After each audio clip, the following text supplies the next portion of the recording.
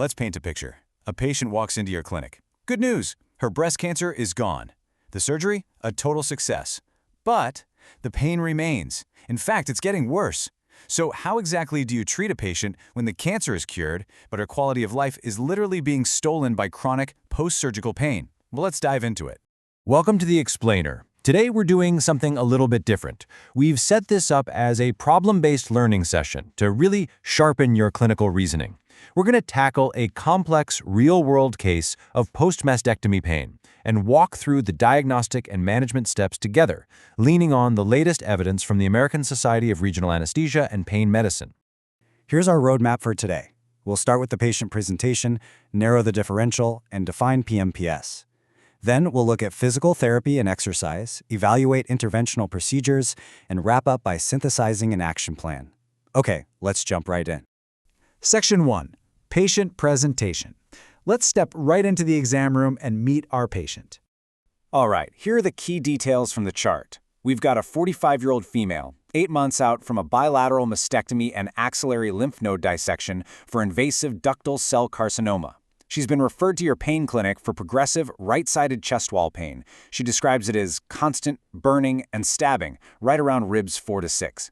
Now, what's really interesting here is the symptom combo. Not only does she have this neuropathic pain, but she's also dealing with progressive right arm swelling, classic lymphedema, and intermittent paresthesias in her right hand. Right now, she's just taking ibuprofen and oxycodone, and, well, she's still suffering.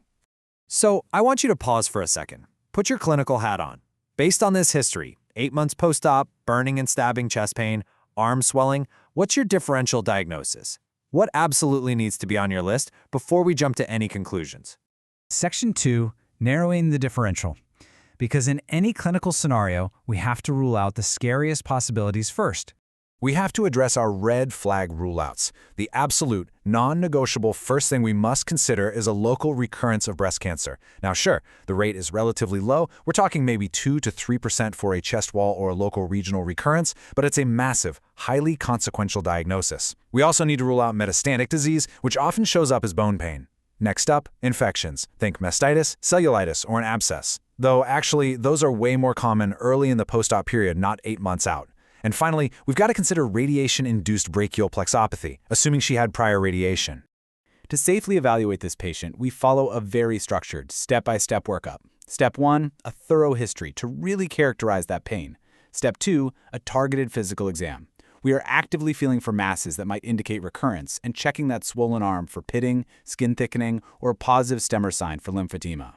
Step 3 is imaging. Ultrasound, MRI, or a mammogram are vital to rule out structural or infectious issues. And step 4, if we suspect radiculopathies or plexopathies, we order electrodiagnostic testing, like an EMG or nerve conduction study. For our patient today, her recent surveillance imaging and ultrasound actually came back negative. Huge sigh of relief there, which lets us safely move down our list. With the red flags cleared, let's look at our secondary suspects. Could it be phantom breast pain? You know, that really distressing sensation in the area of the removed tissue? What about chemical neuropathy? If she had certain chemo drugs, she might have a more distal, symmetric pain distribution. We also have to think about neuromas, those benign, highly disorganized nerve growths right at surgical transection sites that present as a firm, painful mass. And lastly, musculoskeletal issues. Adhesive capsulitis or a rotator cuff injury are super common after axillary surgery. But remember her pain? It's specifically burning and stabbing right in the chest wall. And that leads us straight to our primary suspect. Section 3. Defining post-mastectomy pain syndrome. With the dangerous causes out of the way, we arrive at the true culprit. Let's officially define post-mastectomy pain syndrome, or PMPS. It's a chronic neuropathic pain disorder, highly likely due to nerve injury during surgery. It typically hits the anterior and lateral chest wall, the axilla, and the medial upper arm. And the kicker? It's defined as persisting for more than 3 months post-op. Our patient is 8 months out, right? With burning, stabbing pain in exactly these regions. So her presentation hits the nail on the head. Now, why are we dedicating an entire explainer to this? Look at this number, 25 to 60%. That is the estimated chunk of individuals who develop PMPS after breast cancer procedures. That's up to more than half. This staggering prevalence means if you're treating breast cancer survivors, you are absolutely going to encounter this. Nailing this topic is absolutely crucial for your future practice. Moving on to Section 4, Physical Therapy and Exercise. Now that we have our diagnosis, let's critically evaluate our first line of defense. PT is foundational here. The core goals: restoring joint mobility, doing myofascial release, stretching out tense muscles, and strengthening that shoulder. But for our specific patient, who also has that concurrent right arm swelling, complete decongestive therapy, or CDT, is an absolute must for managing her lymphedema. CDT relies on manual lymph drainage and compression to reduce that fluid buildup, and getting that fluid out can also really help alleviate tissue tightness and pain. But you might be wondering, what about more vigorous exercise? Doesn't lifting weights make the nerve pain worse? Well, check out this data from the LYCA trial. It tracks pain intensity over 12 months for patients who had an axillary lymph node dissection. We're looking at usual care versus progressive resistance training. What's fascinating is that while the resistance training didn't trigger a massive, statistically significant drop in pain compared to the control, it safely didn't increase the pain either. The big takeaway? We shouldn't be overly restrictive or afraid to prescribe resistance training during rehab. It's safe, and it doesn't exacerbate PMPS. Section 5. Interventional Procedures. So, what happens when conservative therapy and oral meds like gabapentin just aren't cutting it? That's when we pivot to interventional pain procedures. Let's cleanly contrast these two approaches. Conservative therapy, your PT and decongestive therapy, is primarily a mechanical approach. It's all about restoring mobility, stretching tissues, and physically moving lymphatic fluid. Interventional blocks, on the flip side, are highly targeted. They focus on precise neurological blockades. We are literally stopping the pain signals right at the nerve level before they ever reach the brain. They serve entirely different, but totally complementary, purposes in our toolkit. Based on ASRA guidelines, we have very specific blocks depending on the exact location of the pain. For lateral chest wall pain, an intercostal brachial block can give patients a solid 50% pain reduction at 4 weeks. For broader post-mastectomy pain, the serratus plane block offers relief that can last anywhere from 2 days up to 12 weeks.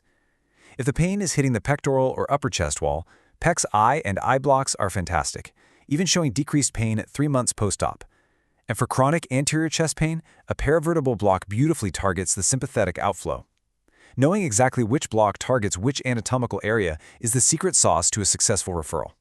Now, for those really stubborn, highly refractory cases where blocks just don't give lasting relief, we do have surgical and investigational options. This includes neuroma excision, where the damaged nerve is literally cut and relocated deeper into the muscle. Autologous fat grafting is also showing some serious promise, potentially acting as a physical cushion around nerves and cooling down inflammation. There are also some incredibly cool investigational techniques like cryoneurolysis, which is exactly what it sounds like, freezing the intercostal nerves under ultrasound guidance. And then as an absolute last resort, we can look at neuromodulation like spinal cord stimulation. Section 6. Synthesizing the plan.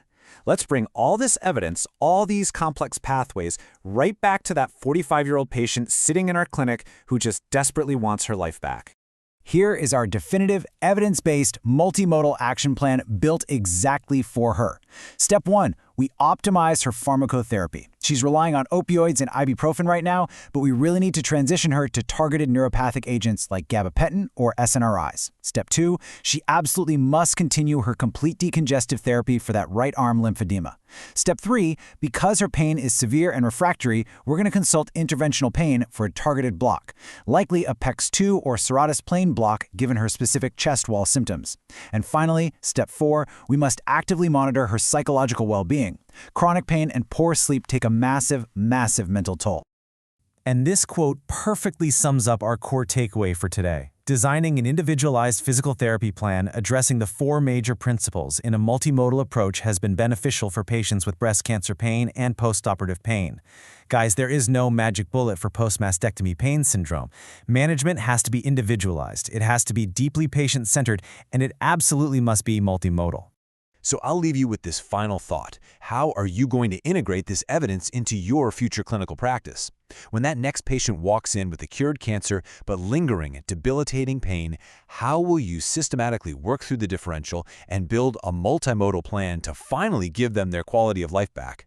Thanks for joining this problem-based learning session on The Explainer. Keep learning, keep questioning, and we'll catch you in the next one.